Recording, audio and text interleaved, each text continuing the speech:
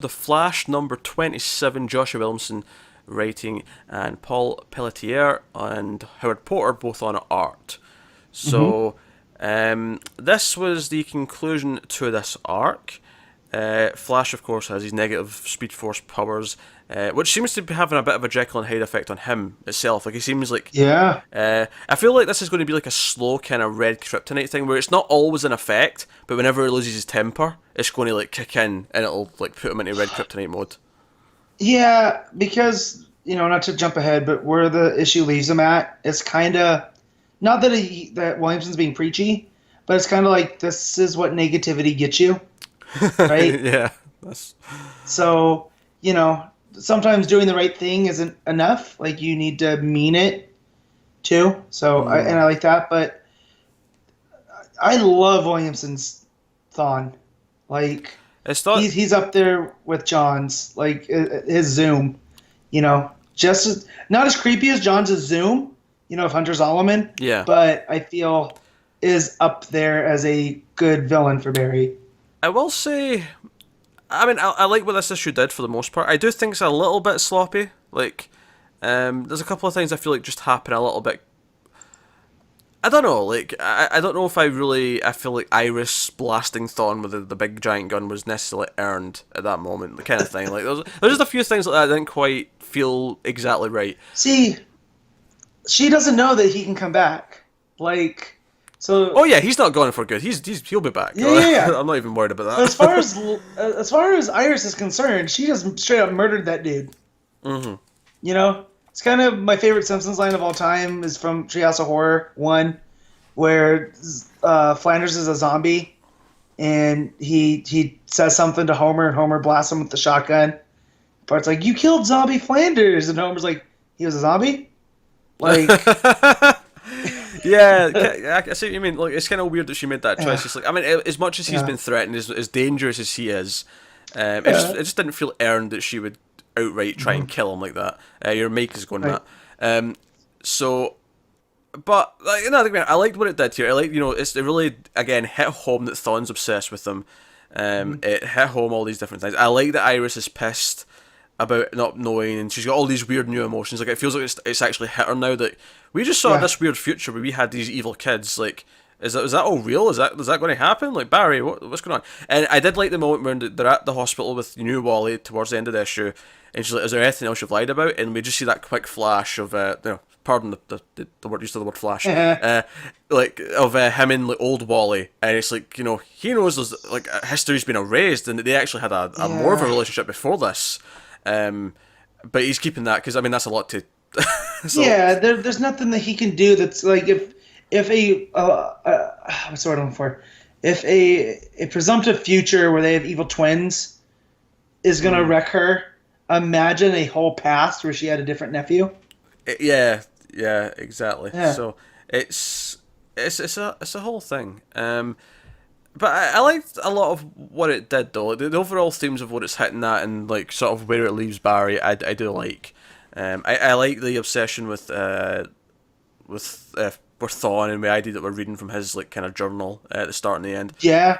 I like that stuff. I like the when Barry's in negative mode, so he's kind of like he's more of an asshole basically, and he's Yeah. saying all these mean things. I like that he's like it wasn't some like giant cosmic like timey wimey thing that made me forget you. I forgot you because you just weren't that memorable. That was such a good evil line to say. It's like it wasn't Flashpoint, it wasn't a crisis, it wasn't all these things rewriting reality. You're just not memorable. That's Yeah. good. Well, that's like the opposite of love isn't hate. It's apathy. You know. Yeah, yeah, yeah. But I also the line that got me was where Thon's like, "It's the only time you'd spend time with me," and I went, "Oh man." And then he goes back to being just an utter evil shit that's like, "I'm going to keep coming and I'm going to keep destroying your life and I'm going to keep coming back and there's nothing you can do about it." And it's like, "Oh, well, you just had me." And then Thon can't help himself I'll, I'll, because he is nuts. uh, Like he's broke. It really is, and I'll tell you. Obviously, there's a lot of this issue's them fighting, and they fight basically through time. There's all these double-page layouts of them going through all the period. Like they go through ancient Egypt, they go through all these different places, uh, That was and cool. what I like actually is as that starting, there's a really cool page where down the side of the page, just like you see them speeding around the Earth.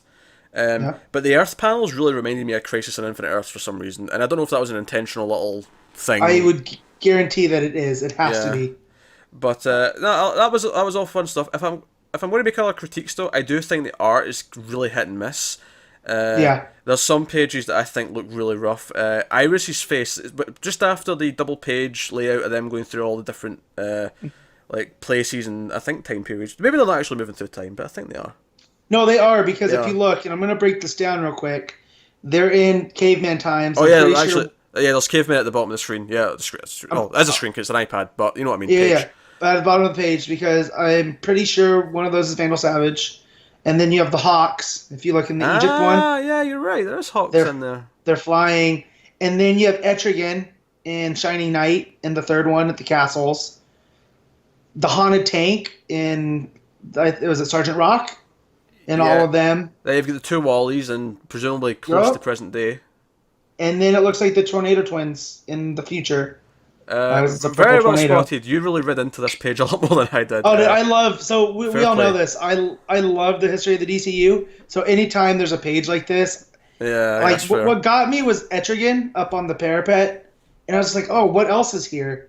And so, I went through them all. But back to what you were saying about the art, yeah. It's the, Iris's face on that next page. yeah, that's what I was going to say. Iris's the panel at the top specifically. It's a profile shot of Iris as they're sort of running back into the room.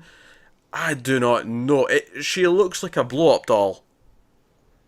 And a caveman blow up doll on top of that. Her forehead is Neanderthal-esque. It's rough stuff. I really, and I don't think either of the artists are. I mean, I like Howard Porter a lot, and I don't No. think Paul Pelletier is not bad either. Like, I don't, No, but I've seen some of Pelletier's art look like that in some issues of Aquaman when he was writing with Johns. I feel like this I may. think- I feel like this might have been a rush to get this out in Yep. time. It Yep. really feels like that.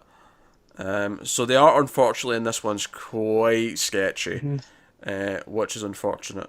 And there's some pages that work a little bit better, of course, but it is definitely hit and miss, and it's a real shame, especially since it's like these big emotional moments that it kind of takes you out of it because something's not quite right.